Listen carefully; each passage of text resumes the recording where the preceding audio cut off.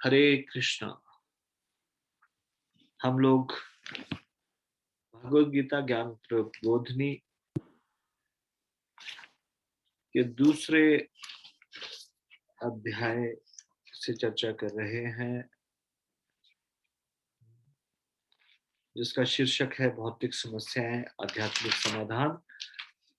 हम लोग भगवद गीता यथारूप प्रश्नावली 2 को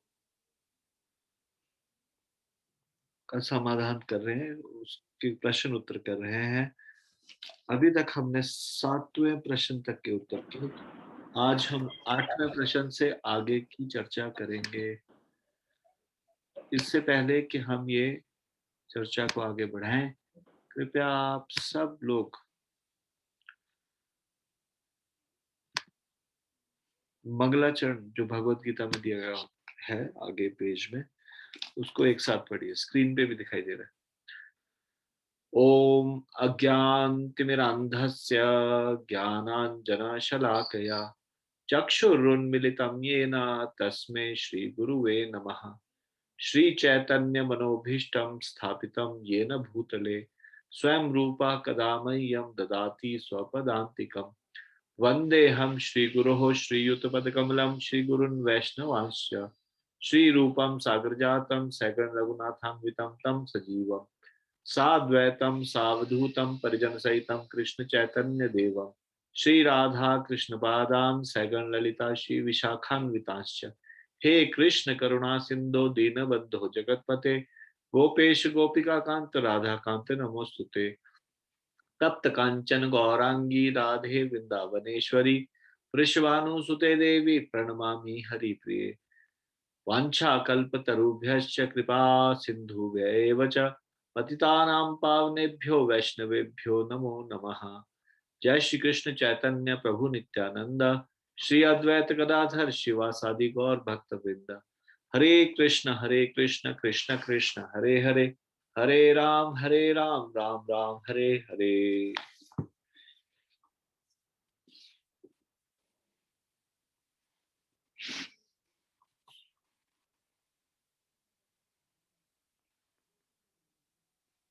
तो ये श्लोक संख्या 10, तीसरे अध्याय के 10वें श्लोक से इसका उत्तर है। प्रश्न है, इस कलयुग के लिए कौन सा यज्ञ सर्वोत्तम है? इसका परिचय किसने दिया? तो ये श्लोक है, सहयज्ञ प्रजहास्तिष्ट्वा पुरोवाच प्रजापतिः अनेन प्रस्वीष्यध्वमेश वोस्त्विष्टकामधुक् वोस्त्विष्टकामधुक्। सृष्टि के प्रारंभ में समस्त प्राणियों के स्वामी प्रजापति ने विष्णु के लिए यज्ञ सहित मनुष्यों तथा देवताओं की संततियों को रचा और उनसे कहा, तुम इस यज्ञ से सुखी रहो, क्योंकि इसके करने से तुम्हें सुखपूर्वक रहने तथा मुक्ति प्राप्त करने के लिए समस्त वांछित वस्तुएं प्राप्त हो सकेगी।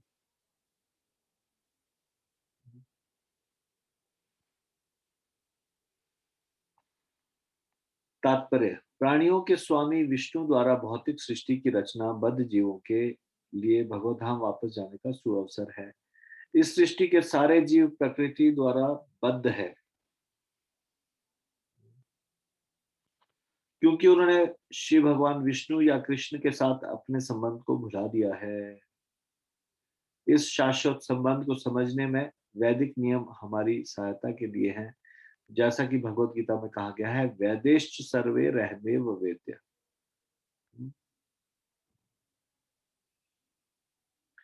तो ये वेद दिए गए हैं ये जानने के लिए, ताकि हम भगवान को समझ सके।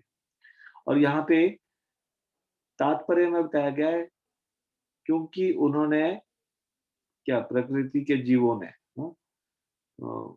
प्रकृति द्वारा बद्ध जीवों ने श्री भगवान विष्णु या कृष्ण के साथ अपने संबंध को भुला दिया। ऐसा क्यों लिखा है? विष्णु या कृष्ण के साथ, राम या कृष्ण के साथ क्यों नहीं लिखा? विष्णु या कृष्ण के साथ लिखने का क्या मतलब? ऐसा क्यों लिखा? विष्णु सिर्फ दो को भुलाया, विष्णु को और कृष्ण को, या किसको भुलाया? उन्होंने श्री भगवान विष्णु या कृष्ण के साथ अपने संबंध को भुला दिया है। विष्णु इस संसार को चलाते हैं इसलिए, और कृष्ण आदि भगवान है इसलिए सिर्फ इन दो की चर्चा की गई है, या फिर विष्णु और कृष्ण के बीच में क्या संबंध? क्यों लिखा है सब? Why it is written? ये प्रश्न नहीं है, इसमें प्रश्न नहीं आया, ये मैं पूछ रहा हूँ आप लोगों से। कौन बोलेंगे, कौन आप में से बताएंगे? विष्णु या कृष्ण को भुला दिया है का क्या मतलब? इन्हीं दो का मेंशन क्यों किया?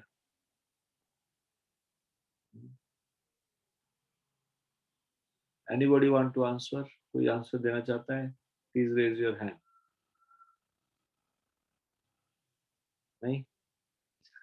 ठीक है, एक हाथ खड़ा हुआ है। सोनल माता जी, यस माता जी बताइए। अनम्यूट करना होगा, ठीक है, मैं इसको लॉक। जी माता जी बताइए। हरे कृष्णा प्रभु जी, दंडवत प्रणाम। जी प्रभु जी, भगवान कृष्ण और विष्णु एक ही हैं।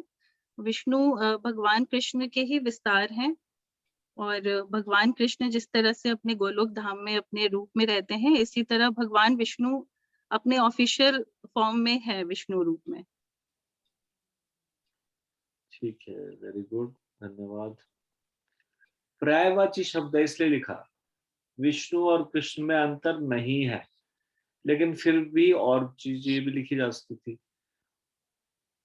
मोस्टली लोगों को कंफ्यूजन रहता है विष्णु और कृष्ण के बारे में। कुछ लोग कहते हैं कृष्ण अवतार है विष्णु के, कुछ लोग बोलते नहीं, विष्णु कृष्ण का अंश है या स्वांश है। स्वांश बोलते हैं ना, स्वांश होता है जो उन्हीं के बराबर हो और उन्हीं का ही विस्तार हो। तो कृष्ण और विष्णु के झगड़े में ना पड़े कि कौन श्रेष्ठ है, ये समझ जाए कि कृष्ण और विष्णु बराबर एक ही व्यक्ति के बारे में बात हो रही है। ये दो अलग अलग व्यक्ति ना समझे लोग, इसलिए ऐसा लिखा है कृष्ण विष्णु या Krishna. He is only one person.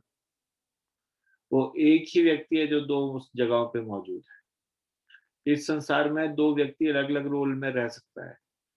जैसे एक कर्नल ऑफिस में रह सकता है पूरा वर्दी के साथ, और घर में रह सकता है बनियान और लुंगी पहन के गर्मियों में। वहां पे बच्चे उसके कंधे पे भी चढ़ सकते, कान भी खींच सकते, बाल भी खींच सकते। ऑफिस में ऐसा डेकोरम मेंटेन किया जाता है, वहां ऐसा नहीं कर सकते। वहां पहले परमिशन लेनी पड़ेगी, फिर उनके ऑफिस में एंट्री हो पाएगी। इट्स नॉट दैट इजी जितना कि घर। अब इस संसार में हम देखते हैं कि ये कर्नल है, या एक जगह में होता है तो दूसरी जगह में भी होता है, दूसरी जगह में होता है तो पहली जगह में, या तो ऑफिस में या घर में। यहाँ भगवान एक साथ दो जगह में रह सकते हैं। जब वो कृष्ण के रूप में है तो वो अपने घर में है, और जब वो विष्णु के रूप में है तो वो ऑफिस में है। ठीक है, जिन लोगों ने ये नहीं सुना उनके लिए मैंने ये रिपीट किया, पहले भी बता चुका हूँ। कृष्ण और विष्णु के बारे में जब बात होती है तो ये पर्यायवाची शब्द है, ये समझना चाहिए, पर्यायवाची शब्द है। लेकिन फिर भी जैसे दो दीपक है, दोनों समान दिखाई दे रहे हैं, लेकिन एक दीपक से दूसरे दीपक को जलाया तो दोनों एक बराबर दिखाई देंगे, लेकिन कोई ना कोई तो होगा जो पहला दीपक होगा। तो वैसे ही कोई ना कोई स्वरूप तो होगा भगवान का जो आदि होगा, सबसे पुरातन होगा, तो वो कृष्ण का स्वरूप। और कृष्ण भगवान 64 कलाओं से पूर्ण है। ये हम कभी विस्तार से चर्चा करेंगे, अभी भगवत गीता में नहीं करेंगे। विष्णु भगवान के पास चार कलाएं कम है, या चार गुण कम है, तो वो 60 गुणों से युक्त है।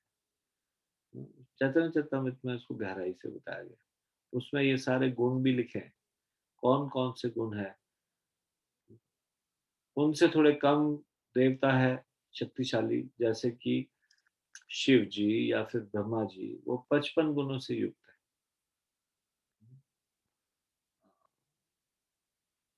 तो कृष्ण का स्वरूप आदि स्वरूप। लेकिन यहाँ पे विष्णु या कृष्ण लिखा गया है, यानी कि एक व्यक्ति के बारे में बात हुई, दोनों एक ही व्यक्ति है। क्लियर हुआ? तो आगे बढ़ते हैं। इस शाश्वत संबंध को समझने के में वैदिक नियम हमारी सहायता के लिए, जैसा कि भगवत गीता में क्या है, वैदेश्च सर्वे रहमेव वेद। भगवान का कथन है कि वेदों का उद्देश्य मुझे समझना है। वैदिक स्तुतियों में कहा गया है, पतिम विश्वस्यात्मेश्वरम, अतः जीवों के स्वामी प्रजापति श्री भगवान विष्णु है। श्रीमद् भागवतम के दूसरे स्कंद के चौथे अध्याय के 20वें श्लोक में श्री सुखदेव गोस्वामी ने भगवान को अनेक रूपों में पति कहा है। श्रियः पतिर्यज्ञपतिः, प्रजापतिर्ध्यां पतिर्लोकपतिर्धरापतिः, पतिर्गतिश्चान्धकृष्णि सात्वतां प्रसीदतां में भगवान सतां पतिः। प्रजापति तो भगवान विष्णु है और वे समस्त प्राणियों के, समस्त लोकों के तथा सुंदरता के स्वामी हैं और हर एक के त्राता है। भगवान ने इस भौतिक जगत को इसलिए रचा है कि बद्ध जीव यह सीख सकें कि वे विष्णु को प्रसन्न करने के लिए किस प्रकार यज्ञ करें, जिससे वे इस जगत में चिंता रहित होकर सुखपूर्वक रह सकें और इस भौतिक देह का अंत होने पर भगवत धाम को जा सकें। बद्ध जीव के लिए ही यह संपूर्ण कार्यक्रम है। यज्ञ करने से बद्ध जीव क्रमशः कृष्ण भावनान्वित होते हैं और सभी प्रकार से देवतुल्य बनते हैं। कलयुग में वैदिक शास्त्रों ने संकीर्तन यज्ञ, भगवान के नामों का कीर्तन का विधान किया है और इस दिव्य विधि का प्रवर्तन चैतन्य महाप्रभु द्वारा इस युग के समस्त लोगों के उद्धार के लिए किया है। यहाँ पे आपको आंसर मिलता है। क्या क्वेश्चन क्या था? इस कलयुग के लिए कौन सा यज्ञ सर्वोत्तम है?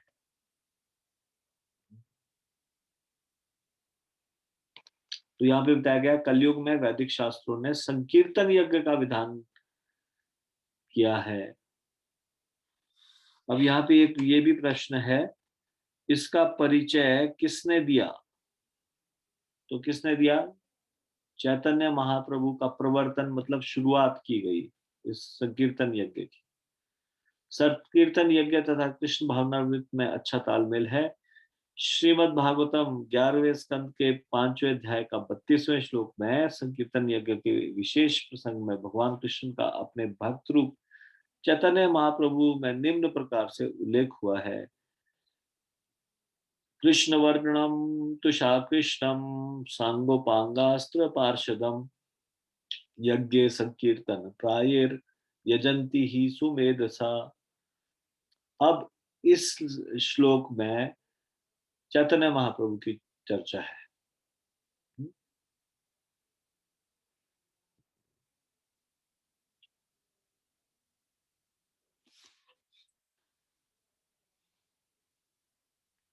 कृष्ण वर्णम तुषा कृष्णम, कलयुग में जो लोग पर्याप्त बुद्धिमान हैं वे भगवान की उनके पार्षदों सहित संकीर्तन यज्ञ द्वारा पूजा करेंगे।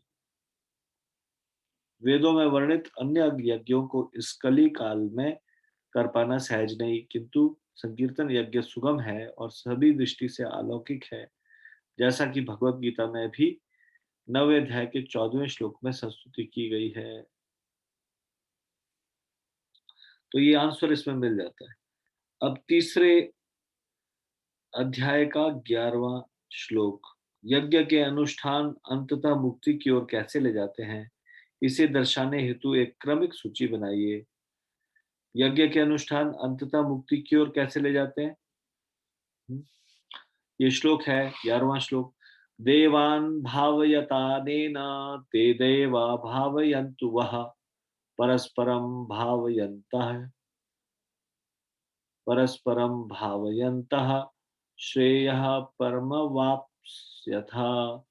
यज्ञों के द्वारा प्रसन्न होकर देवता तुम्हें भी प्रसन्न करेंगे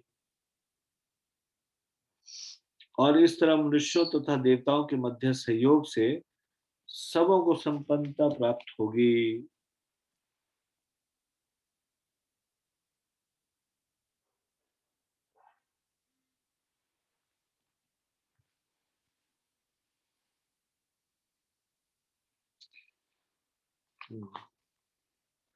यज्ञ के अनुष्ठान, प्रश्न क्या था? यज्ञ के अनुष्ठान अंततः मुक्ति की ओर कैसे ले जाते हैं, इसे दर्शाने हेतु एक क्रमिक सूची बनाइए। तो यहाँ क्या बोल रहे हैं? यज्ञों के द्वारा प्रसन्न होकर देवता तुम्हें भी प्रसन्न करेंगे और इस प्रकार मनुष्यों तथा देवताओं के मध्य सहयोग से सबों को संपन्नता प्राप्त होगी। तात्पर्य, देवतागण सांसारिक कार्यों के लिए अधिकार प्राप्त प्रशासक हैं। प्रत्येक जीव द्वारा शरीर धारण करने के लिए आवश्यक वायु, प्रकाश, जल तथा अन्य सारे वर उन देवताओं के अधिकार में है, जो भगवान के शरीर के विभिन्न भागों में असंख्य सहायकों के रूप में स्थित है। उनकी प्रसन्नता तथा अप्रसन्नता मनुष्यों द्वारा यज्ञ की संपन्नता पर निर्भर है। पानी कोई नहीं लाया है ऊपर।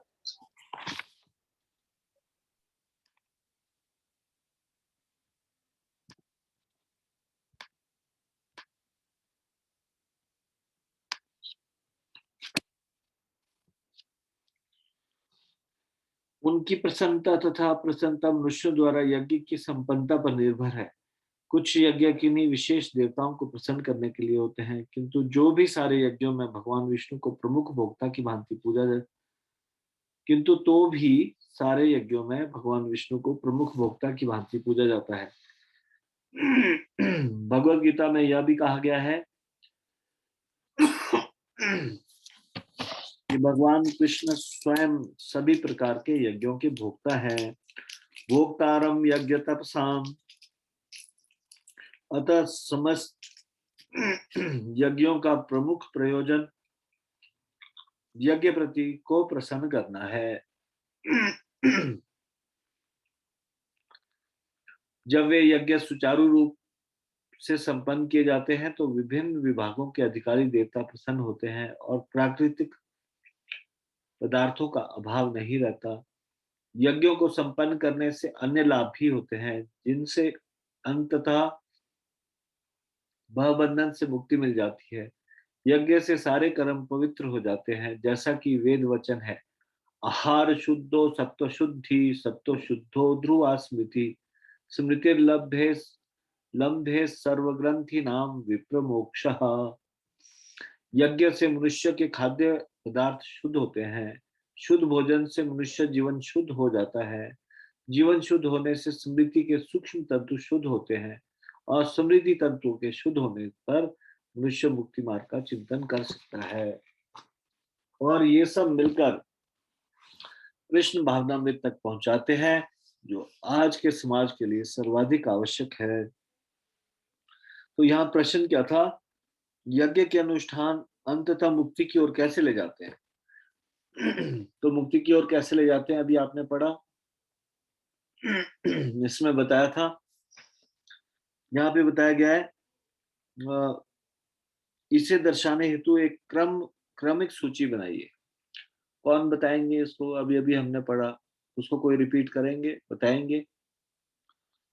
एक क्रमिक सूची बताइए, कैसे यज्ञ के अनुष्ठान मुक्ति की ओर ले जाते हैं। Please raise your hand. कृपया अपना हाथ खड़ा कीजिए।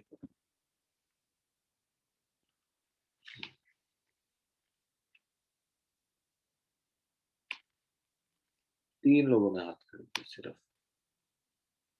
अभी भी तो सारा पढ़ा बुक में है।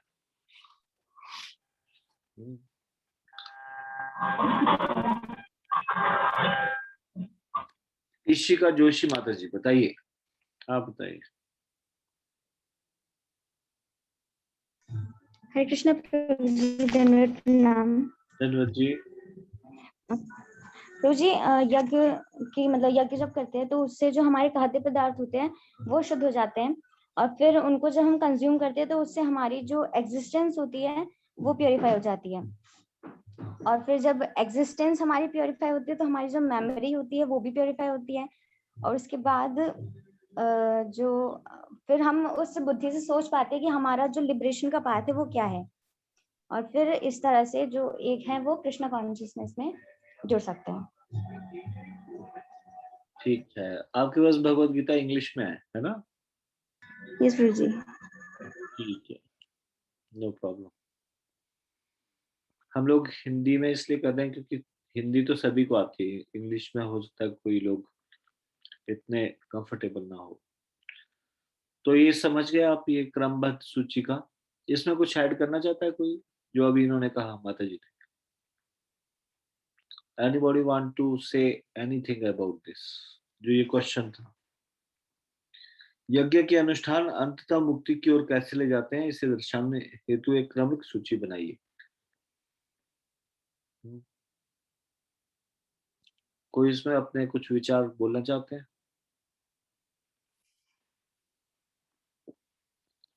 ठीक है, तो समझ गए यहाँ पे ये वेद वचन है।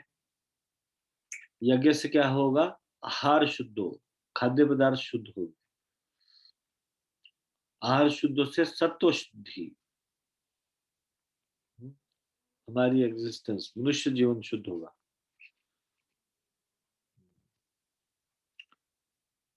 जीवन शुद्ध होने से स्मृति के सूक्ष्म तंतु शुद्ध होंगे, स्मृति तंतुओं के शुद्ध होने से मनुष्य मुक्ति के मार्ग का चिंतन कर सकेगा।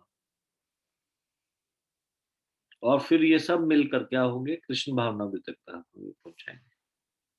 नेक्स्ट श्लोक में चलते हैं। किसके लिए देव यज्ञ का विधान है? तो ध्यान से सुनिएगा 12वें श्लोक को और इसमें फिर विचार कीजिएगा। किसके लिए देव यज्ञ का विधान? इष्टान भोगान ही वो देवा दास्यन्ते यज्ञ भाविताः तैर्दतान प्रदाप यक्षो यो भुंक्ते स्तेन एव सः। जीवन की विभिन्न आवश्यकताओं की पूर्ति करने वाले विभिन्न देवता यज्ञ संपन्न होने पर प्रसन्न होकर तुम्हारी सारी आवश्यकताओं की पूर्ति करेंगे। किंतु जो इन उपहारों को देवताओं को अर्पित किए बिना भोगता है वह निश्चित रूप से चोर है। अब देखिए कितना स्पष्ट बोला जा रहा है इसमें, हाँ? अगर आप कुछ भी खाद्य पदार्थ खाते हो और भगवान को उसको अर्पण नहीं करते तो वो भगवान की संपत्ति है, आप उसको स्वीकार कर रहे हो भगवान की अनुमति लिए बगैर। तो वो व्यक्ति जो भगवान की चीज को ग्रहण करता है भगवान को अर्पित किए बगैर, तो वो चोर है, ऐसे बोल रहे हैं।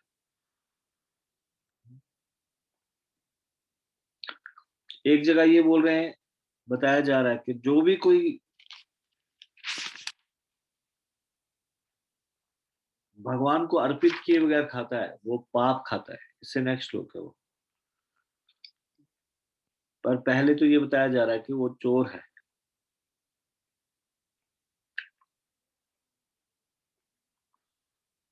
भगवान को नहीं अर्पित कर सकते तो देवताओं को अर्पित करें, क्योंकि जल इंद्र ने दिया और भी अन्य देवी देवताओं की सहायता से,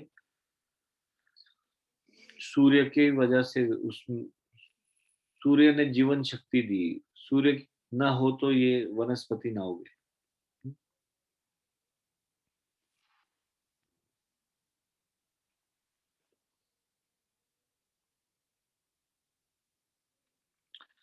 तात्पर्य, देवता गण भगवान विष्णु द्वारा भोग सामग्री प्रदान करने के लिए अधिकृत किए गए हैं।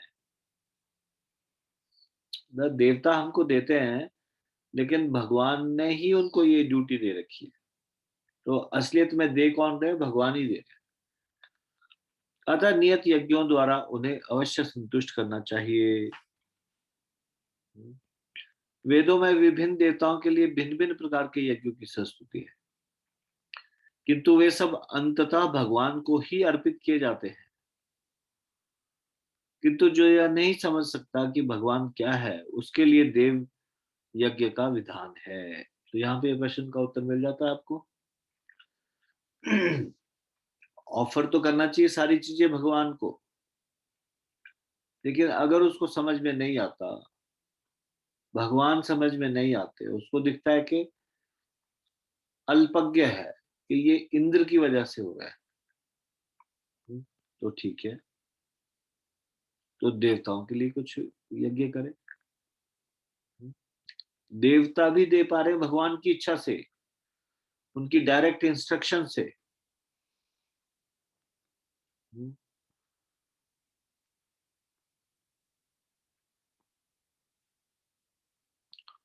लेकिन वो ये नहीं समझ सकता कि भगवान कौन है, देवताओं के ऊपर है, सारे देवता उनके अंडर है। जैसे एक गवर्नमेंट में या एक राज्य में राजाओं के, एक राजा के नीचे मंत्री, सेनापति, ये सब उनके आदेश पे कार्य करते हैं। ऐसे ये सारे देवता भगवान के आदेश पे कार्य करते हैं। तो देव यज्ञ का विधान क्यों है शास्त्रों में? क्यों देव यज्ञ है? देवताओं के लिए यज्ञ है। जो लोग भगवान को नहीं समझते अभी, भगवान क्या है, तो डायरेक्टली भगवान के संपर्क में ना आके देवताओं का ही यज्ञ करें, कुछ तो करें। कम से कम इतने थैंकलेस तो ना हो कि देवताओं को भी धन्यवाद ना करें। इसीलिए सारे भारतवर्ष में हम देखते हैं, पहली फसल होती है तो सबका अलग अलग उत्सव होता है। पंजाब में वैशाखी, नई फसल अर्पित की जाती है, और साउथ इंडिया में पोंगल। तो ये सारी चीजें इस प्रकार से भगवान को नहीं तो देवताओं को अर्पित किया जाता है। तो देव यज्ञ का विधान है। तो यह क्लियर हुआ। एक और श्लोक है 12वें उसका, चोरों का समाज कभी सुखी नहीं रह सकता, स्पष्ट कीजिए चोर कौन है। हालांकि पहले भी कहा जा चुका कि जो देवताओं से उपहार तो लेता है पर उनको अर्पित किए बिना उसको भोगता है, वो चोर है। तो आगे इसमें शायद आएगा, चोरों का समाज कभी सुखी नहीं रह सकता। तो हम आगे पढ़ते हैं। अनुष्ठानकर्ता के भौतिक गुणों के अनुसार वेदों में विभिन्न प्रकार के यज्ञों का विधान है। विभिन्न देवताओं की पूजा भी उसी आधार पर अर्थात गुणों के अनुसार की जाती है। उदाहरणार्थ मांसाहारियों को देवी काली की पूजा करने को कहा जाता है, जो भौतिक प्रकृति की घोर रूपा है, और देवी के समक्ष पशु बलि का आदेश है। किंतु जो सतोगुणी है उनके लिए विष्णु की दिव्य पूजा बताई जाती है। अंततः समस्त यज्ञों का ध्येय उत्तरोत्तर दिव्य पद प्राप्त करना है। सामान्य व्यक्तियों के लिए कम से कम 5 यज्ञ आवश्यक है, जिन्हें पंच महायज्ञ कहते हैं।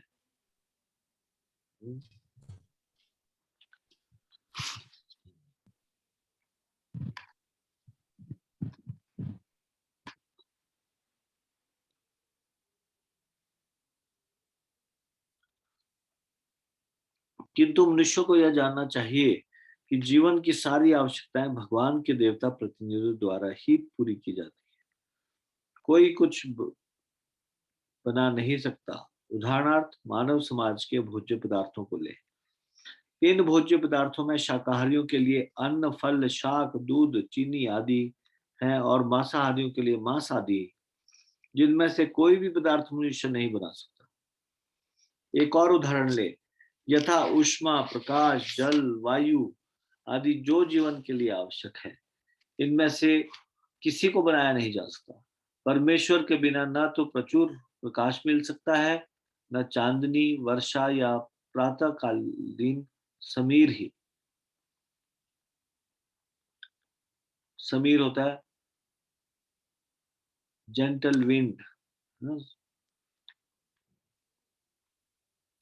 जिनके बिना मनुष्य जीवित नहीं रह सकता। स्पष्ट है कि हमारा जीवन भगवान द्वारा प्रदत्त वस्तुओं पर आश्रित है। यहाँ तक कि हमें अपने उत्पादन उद्यमों के लिए अनेक कच्चे मालों की आवश्यकता होती है।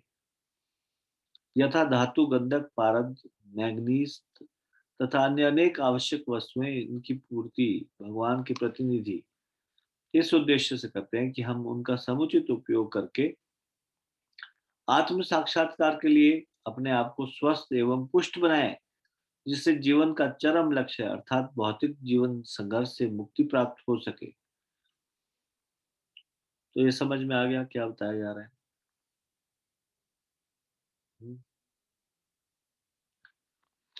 ये सारी चीजें भगवान प्रोवाइड कर रहे हैं इस संसार में, जितनी भी चीजें, ताकि इनका उपयोग करके क्या करें हम इस संसार में, बताइए। उपयोग करके क्या? ये सारी चीजें वनस्पति इत्यादि क्यों प्रोवाइड की जा रही है? ताकि हम इन सब का उपयोग करके भोग करें, ऐसा? बताइए, सही उत्तर बताइए। रीमा चौधरी माता जी, बोलिए माता जी। हरे कृष्णा प्रभु जी। माता जी आत्म साक्षात्कार के लिए धन्यवाद। क्योंकि ये सारी चीजों का उपयोग करें और क्या करें? आत्म साक्षात्कार, इनका उपयोग आत्म साक्षात्कार के लिए करें। ये उत्तर दीजिए। अपने आप को स्वस्थ और पुष्ट बनाएं, जिससे जीवन का चरम लक्ष्य अर्थात भौतिक जीवन संघर्ष से मुक्ति प्राप्त हो सके। यज्ञ संपन्न करने से मानव जीवन का यह लक्ष्य प्राप्त हो जाता है। यदि हम जीवन उद्देश्य को भूलकर भगवान के प्रतिनिधियों से अपनी इंद्रिय तृप्ति के लिए वस्तुएं लेते रहेंगे और इस संसार में अधिकाधिक फंसते जाएंगे, जो कि सृष्टि का उद्देश्य नहीं है,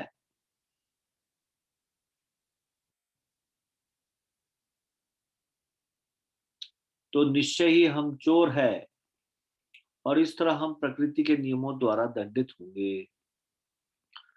चोरों का समाज कभी सुखी नहीं रह सकता, क्योंकि उनका कोई जीवन लक्ष्य नहीं होता।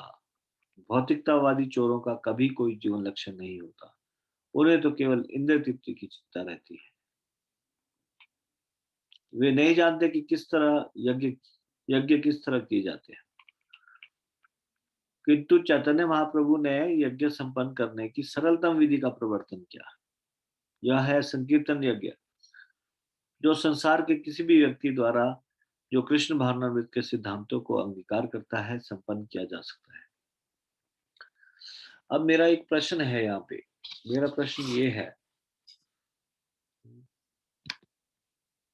कि यहाँ पे ये कहा जा रहा है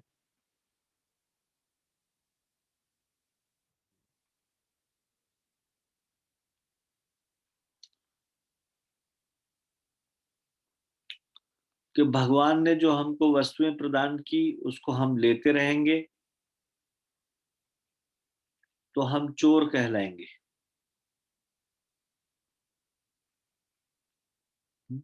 और प्रकृति के नियमों द्वारा दंडित होंगे। तो ऐसा कहा जाता है कि सभी जीव तो भगवान की संतानें हैं, और भगवान की संतान होने के नाते अगर हमने भगवान की चीज, प्रदान की गई चीज जो हमारे लिए ही बनाई है, उसका उपभोग कर भी लिया तो हम तो उनकी संतान है।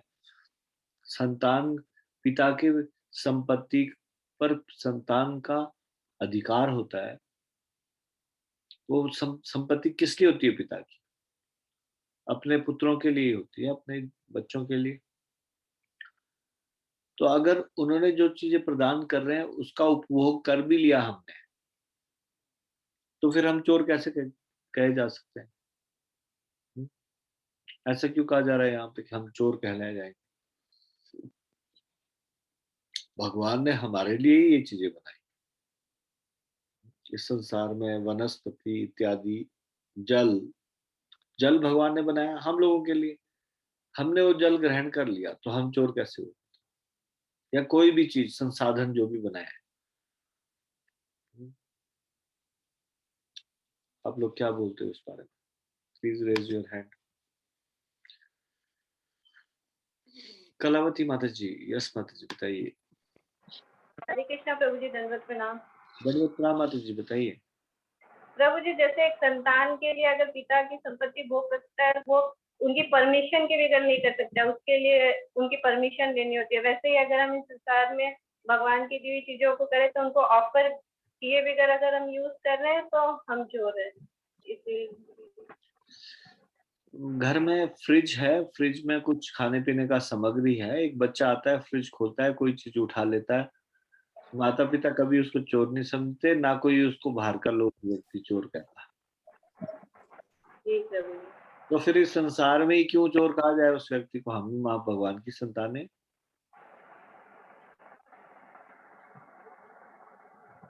सॉरी प्रभु जी। हरे कृष्ण प्रभु जी। ठीक है, धन्यवाद माता जी। भारती शर्मा माता जी बताइए। हरे कृष्णा प्रभु, प्रणाम धन्यवाद जी। प्रभु जी। अगर कोई पुत्र पिता की लाई हुई चीज को लेता है और अगर वो खुद खाने से पहले अगर वो पिता को देता है तो पिता ज्यादा प्रसन्न होते हैं। वैसे भी पुत्र से नाराज तो नहीं होंगे, लेकिन अगर उन्हीं को वो ऑफर करते हैं पहले अपने खाने से पहले तो उन्हें ज्यादा प्रसन्नता होगी, बल्कि उन्हें अधिक प्रसन्नता होगी। प्रभु जी हरे कृष्णा प्रभु, प्रणाम। चोर चोर कहलाने वाली बात को स्पष्ट कीजिए। चोर शब्द थोड़ा ज्यादा नहीं कह दिया इन्होंने? ऐसा नहीं लगता कि ये थोड़ा जरूरत से ज्यादा कह दिया कि वो चोर होगा? प्रभु जी सारी चीजें भगवान की हैं, भगवान के द्वारा ही उत्पन्न हुई हैं। अगर हम उन्हें नहीं देते, खुद ही लेते, तो वो भगवान की चीजें हम उन्हें नहीं देंगे तो हम चोरी कहलाएंगे। प्रभु जी भगवान को पहले उन्हें देंगे, भगवान को देंगे भी तो लेकिन खुद भी तो इस्तेमाल के लिए। देखो कोई व्यक्ति जीवित नहीं रह सकता जल के बगैर, तो जी प्रभु जी। जल सारे में अवेलेबल है, भगवान ने फ्री में दिया है। जी प्रभु जी, उसको यूज करने से पहले जैसे हम प्रसाद बनाते हैं, भगवान को पहले भोग लगाते हैं तो खाते हैं, तो फिर प्रभु जी फिर उसके में कोई दोष नहीं होता।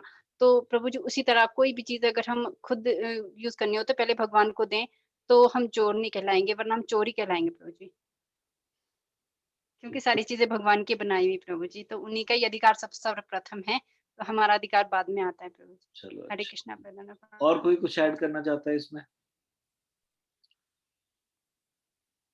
कोई कुछ बोलना चाहते हैं इसमें? अनम्यूट करके डायरेक्टली बोल सकते हैं। हरे कृष्णा प्रभु जी, हरे कृष्णा प्रभु जी, दंडवत प्रणाम। धन्यवाद जी, बोलिए। प्रभु जी जैसे शास्त्रों में वर्णन आता है, ऋण की बात होती है हमेशा। जैसे हम इस जगत में रहते हैं तो हमारा क्या है, हर एक सेवा के लिए ऋण है। जैसे पितृ ऋण होता है, मातृ ऋण है, देव ऋण है। ऋण और इसी तरह से प्रभु जी, ऋण ऋण हाँ हाँ प्रभु जी, ऋण जो है हाँ तो ऋण। जी इसी तरह से प्रभु जी जो है कि कोई भी हम इस जगत की कोई भी वस्तु का उपभोग कर रहे हैं तो वहाँ पर प्रभु जी हमारी कृतज्ञता बनती है कि हमको जो है उसके प्रति जो है हमको कुछ ना दायित्व कुछ इस बनता तरह है। का। जी जी प्रभु जी। अच्छा, क्या जैसे दायित्व फसलों के लिए भी बताइए। जी प्रभु, जैसे प्रभु जी फसलों के लिए भी कहा जाता है कि फसलों में जो है कुछ हिस्सा जो है वो उसमें अग्नि का भी होता है, जीवाणुओं के लिए, यानी कि अन्य पशुओं के लिए भी कहा जाता है। इस तरह से भी वर्णन आता है।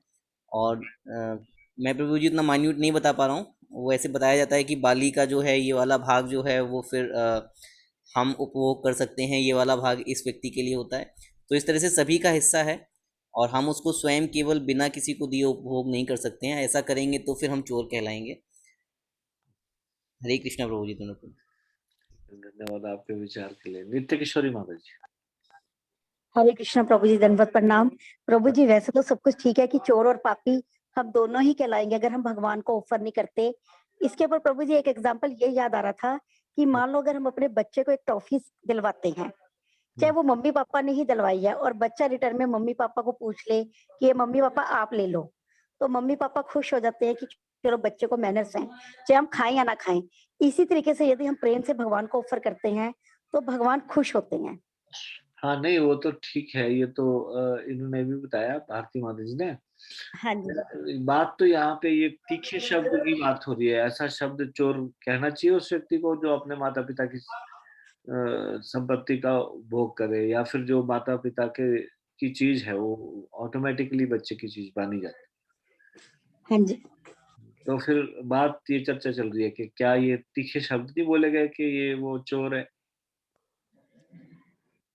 प्रभु जी, फिर यही सुना है वो भगवत गीता में भी कि भगवान जी कहते हैं कि जो मुझे अर्पण किए बिना भोगता है वो चोर और पापी है। चलो ठीक है, पापी तो अगले श्लोक में आएगा, इसमें तो चोर बोला गया।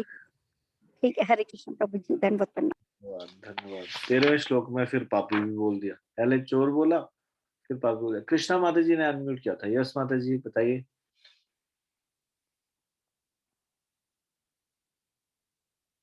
आपने हाथ खड़ा किया है कृष्णा माता जी। हरे कृष्णा प्रभु जी। हरे कृष्णा माता जी बोलिए। प्रभु जी, ये तो सब कुछ है भगवान ने हमारे लिए बनाया है कि हम इसका उपयोग करें, पर प्रभु जी इसके लिए जो है जैसे हम अपने आत्म साक्षात्कार प्राप्त कर सके, अगर हम अपने उद्देश्य को भूल करके आत्म साक्षात्कार को छोड़ करके अपनी इंद्रिय तृप्ति के लिए इनका उपयोग करेंगे तो हम चोर कहलाएंगे। हरे कृष्णा प्रभु जी। अच्छा, माता जी ने एक ये एंगल दिया कि हमको तब दिया है ये ताकि हम इसका उपयोग करके आत्म साक्षात्कार के लिए अगर उपयोग कर रहे हैं तब तो चोर नहीं कहलाएंगे। अगर इंद्रिय तृप्ति के लिए कर रहे हैं तो चोर कहलाएंगे। ये कहना चाहते हैं ना माता जी? यही आत्म साक्षात्कार के लिए इसका उपयोग कर रहे हैं तो चोर नहीं कहलाएंगे। नहीं तो चोर कहलाएंगे अगर इंद्रिय तृप्ति के लिए कह रहे हैं। ठीक है ये माता जी यही कह रहे हो? जी प्रभु जी।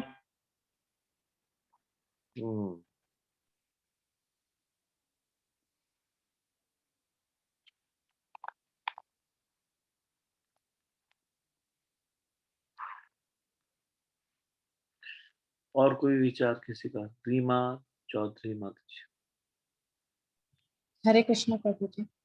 हरे कृष्ण। इसमें यही है कि जैसे जीवन का लक्ष्य हमारा आत्म साक्षात्कार के लिए है और भगवान ने हमें ये सब चीजें आत्म साक्षात्कार के लिए दिया है। जीवन का लक्ष्य हमारा सिर्फ भगवान को पाना ही, मतलब आत्म साक्षात्कार के लिए होना चाहिए। और हम उसको भौतिकवाद की तरह प्रयोग करेंगे तो वो हम चोर हो जाएंगे। मतलब हमारे जैसे माता पिता भी कहते हैं कि अगर आप इस पैसा ऐसे यूज करना है और आपको ये यूज करना है और हम उससे अलग यूज करेंगे तो हम माता पिता के प्रति भी चोरी कहलाए जाएंगे।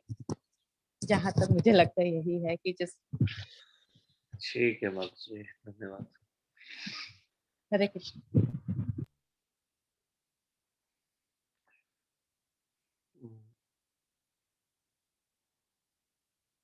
और कोई कुछ ऐड करना चाहता है तो डायरेक्टली बोल दीजिए प्लीज।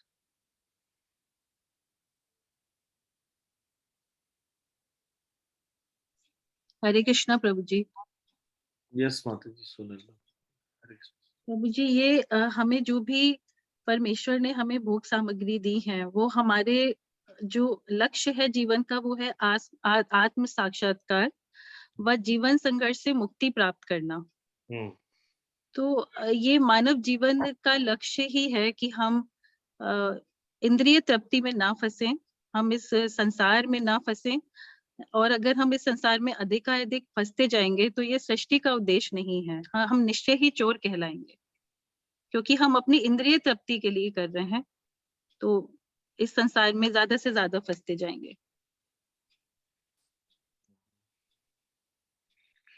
ठीक है, धन्यवाद। म्यूट कर लीजिए। हरे कृष्ण। मैं इसको वाइंड अप करने देता हूँ।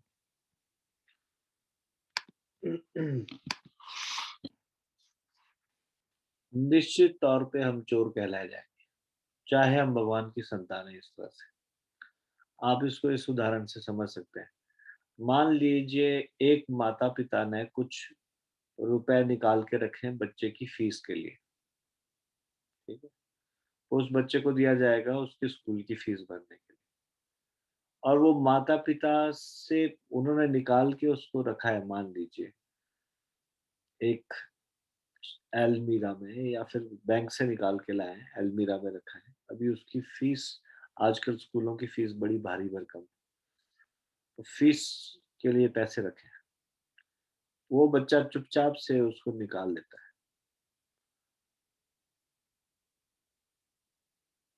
और नशा और बाकी कुछ खराब कामों में उसको इस्तेमाल कर लेता है। बताओ, तो उसने चोरी की पैसे की या नहीं? हालांकि ये उसी के लिए रखा गया था, उसके भले के लिए रखा गया था, उसके विद्याध्ययन के लिए रखा गया था, तो उसको समय पर दिया जाता। मिल जाता,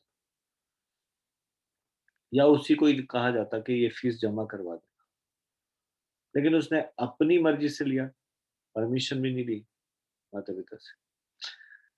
जब मैं पहले इस प्रकार का दृष्टांत दे रहा था कि फ्रिज में चीजें रखी, उसने फ्रिज में खोला और कुछ सामान दिया, तो क्या कोई उसको चोर कहेगा? उसमें तो उनकी सहमति है माता पिता की, लेकिन थोड़ी नहीं इसमें सहमति कि वो अपना नशा करे, उससे शराब पिए, जीवन बर्बाद करे। उसी तरह से इस जीव के लिए जो भगवान ने सुविधा जुटाई है इस संसार में, उसको इस्तेमाल करे, अपने जीवन को, शरीर को हृष्ट पुष्ट बनाए और भक्ति लग के दोबारा से वापस आ जाए भगवत धाम। इसमें तो भगवान की सहमति है। थोड़ी नहीं इसमें सहमति है कि वो अन्य जीवों को सताए, मांसाहार करे, उसको जान से मारे, उसको पाप करे, नशा करे, उसके बाद अ, नशे की स्थिति में औरों को प्रताड़ित करे। इसमें भगवान की प्रसन्न, भगवान सहमति थोड़ी नहीं। फ्रिज में निकाला गया सामान, उसको चोरी नहीं कह सकते। वो ठीक है, वो उसमें भगवान, उन माता पिता की सहमति है, इसीलिए वो सामान लाया गया बच्चों को देने के लिए। लेकिन पैसे थोड़ी नहीं इसलिए लेके आए थे कि वो नशा करे, गड़बड़ करे उससे। वो तो स्कूल की उस बच्चे के लिए थे, स्कूल की फीस जमा करने के। इस तरह से समझा, ऐसे समझ में आ रहा है इस उदाहरण से।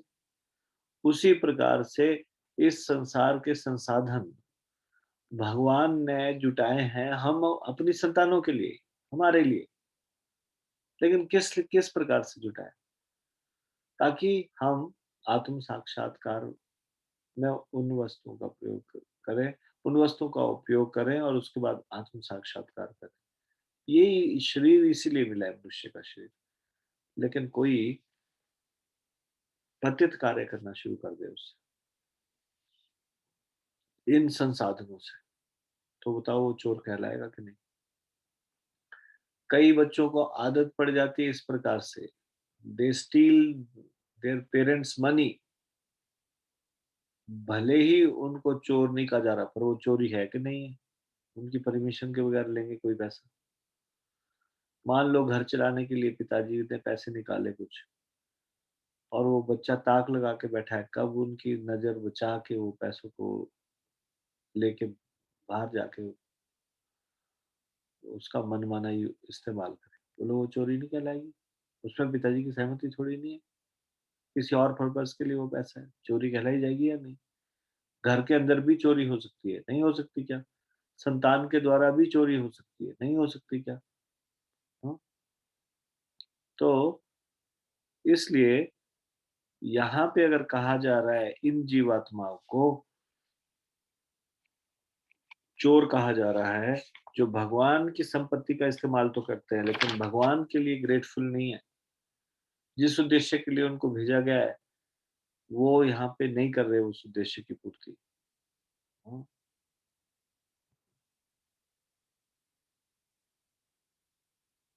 देवताओं के द्वारा चीजें दी जा रही है, then they should be grateful to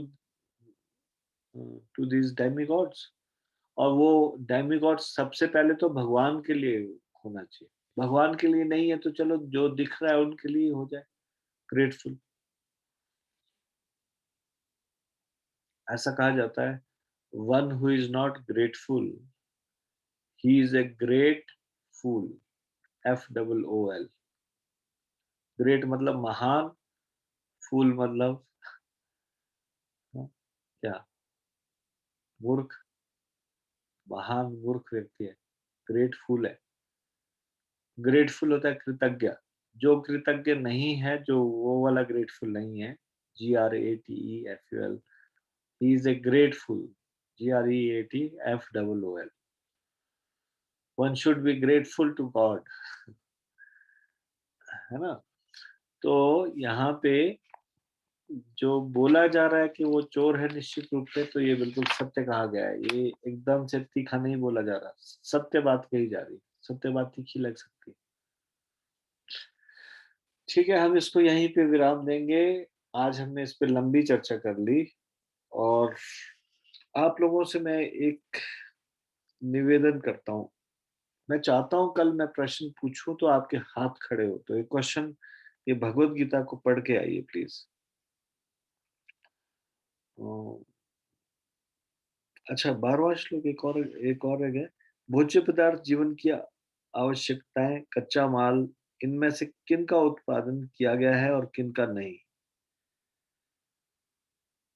भगवान उत्पादन करते हैं। हमारे द्वारा क्या कच्चा कच्चा माल कभी हमारे द्वारा उत्पादन किया जाता है?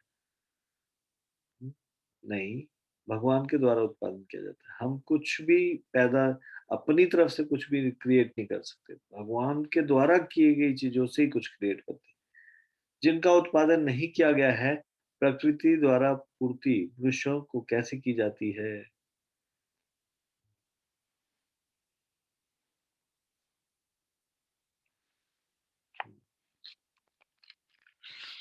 इसका क्या उत्तर है? anyone? 12th चैप्टर से ही है ना ये?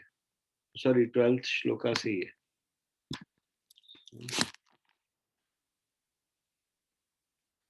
जिनका उत्पादन नहीं किया गया है, प्रकृति द्वारा पूर्ति मनुष्यों को कैसे की जाती है? बोलिए, हाथ खड़ा कीजिए।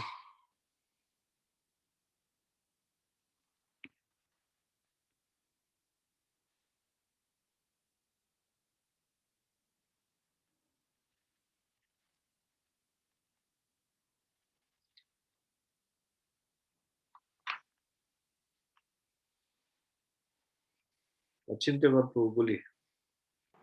हरे कृष्ण प्रभु जी, प्रभु जी अभी जब आपने पढ़ा था प्रभु जी, इसमें आपने बताया था इसमें इन वस्तुओं की आवश्यकता वस्तुएं जिनकी पूर्ति भगवान के प्रतिनिधि करते हैं प्रभु जी, इसमें लिखा हुआ है भगवान के प्रतिनिधि द्वारा इस उद्देश्य से करते हैं कि हम इनका यहाँ समुचित पे उपयोग लिखा है कर सकें। सेकंड पैराग्राफ में, किंतु मनुष्य को यह जानना चाहिए कि जीवन की सारी आवश्यकताएं भगवान के देवता प्रतिनिधियों द्वारा ही पूरी की जाती है।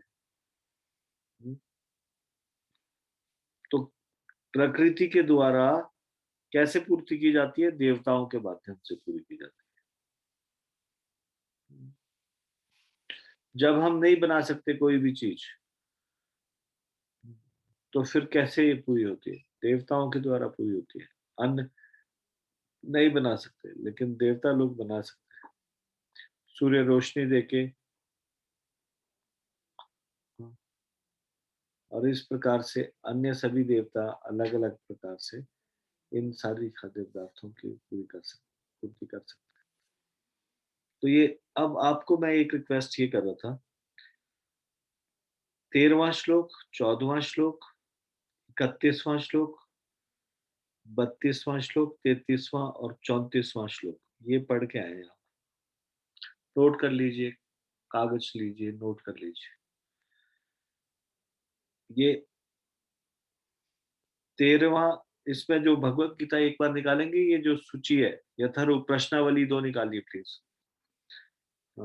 इसमें 13 नंबर का क्वेश्चन जो है उसमें तीसरे अध्याय का 13वें श्लोक से है। देख रहे हैं आप 13वां नंबर का क्वेश्चन? चोर तथा सभी प्रकार के पापों को खाने वाले कौन है? ये 13वां श्लोक है। इसका आंसर है तीसरे अध्याय के 13वें श्लोक में। ये मैं प्रश्न पूछने वाला हूं और मैं पूछूंगा आपने उत्तर कहाँ से दिया, तात्पर्य में आपको कौन सी लाइन में उत्तर मिला। 14वां श्लोक, मनुष्य भौतिक संसार के कलमश से कैसे बच सकता है? तो आपको अपने मनगढ़ंत आंसर नहीं देने, तीसरे अध्याय के 14वें श्लोक से आंसर देना है। कौन मुक्त होगा और कौन मुक्त नहीं होगा, इसमें क्या बताया गया है तीसरे अध्याय के 31वें श्लोक में। फिर तीसरे अध्याय के 32वें श्लोक में भगवान के उपदेशों का पालन न करने का क्या परिणाम है। तो कोई अपने मन गढ़ंत तरीके से बोल सकता है ये परिणाम है, वो परिणाम है, नहीं। इसको देख के इस श्लोक को अच्छे से पढ़ना है और उसमें आंसर ढूंढना है, क्या परिणाम है, उदाहरण सहित समझाइए। फिर 33वां श्लोक, सैद्धांतिक ज्ञान के विषय में क्या कहा जाता है? तो सही उत्तर देना है, ढंग से बताना है एग्जैक्टली कि आपको कहाँ पे ये उत्तर, किस बात में ये उत्तर समझ में आया, कौन से उसके तात्पर्य से या अनुवाद से, तात्पर्य में कौन सी लाइन से। फिर 34वें श्लोक के 3 प्रश्न है। भौतिक बंधन क्या है? नहीं, भौतिक बंधन का क्या कारण है? छूट का एक उदाहरण दीजिए।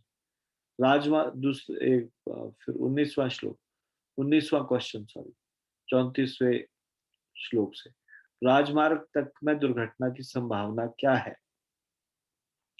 सभी प्रकार के इंद्रिय कार्यों से विरक्ति का सर्वोत्तम मार्ग क्या है? ये 20 तक, तो 13 से लेकर और 20 क्वेश्चन तक, यानी कि ये 7 क्वेश्चन इन 5 श्लोक कितने हैं? 13वां श्लोक, 14वां श्लोक, 31वां, 32वां, 33वां और 34वां, ये 6 श्लोक आपको पढ़ के आने। अच्छे से पढ़ोगे आप लोग, कल पढ़ के आओगे, ये इन प्रश्नों को करके आओगे। ये प्रश्न प्रभु जी चाहे तो इसको ग्रुप में डाल सकते हैं, ये 5 प्रश्नों को, जी प्रभु। 7 प्रश्नों को, सिर्फ इन्हीं को क्रॉप करके ठीक है। 7 क्वेश्चंस को इसमें ग्रुप में डाल दीजिए, ठीक है। और आप लोग करके आएंगे ये सभी लोग। 7 बजे, एग्जैक्ट 7 बजे शुरू हो जाएगा। एग्जैक्ट 7 बजे ये 6 श्लोकों को हम पढ़ेंगे और ये उत्तर मैं आपसे पूछूंगा, आपने क्या पढ़ा, क्या समझा। ऐसा भी हो सकता है जो इसमें प्रश्न ना पूछा हो वो भी मैं आपसे पूछूं, आपको क्या समझ में आया, ऐसा में। तो ये होमवर्क है आपको, आपको ये करना है। करेंगे आप लोग? अनम्यूट करूं? किसी की आवाज ही नहीं आ रही, क्योंकि सब लोग, तो आप सब लोग करके आएंगे। जी प्रभु जी। प्रभु जी। 6 shloka, 7 questions. Thank you so much आप सब लोगों का, बहुत बहुत धन्यवाद। श्रीमद् भगवत गीता की जय, शिल प्रभुपाद की जय, निताई गौर प्रेमानंदे, हरि हरि बोल। अभी श्रीमद् भागवतम के जो स्टूडेंट्स हैं वो रुक सकते हैं।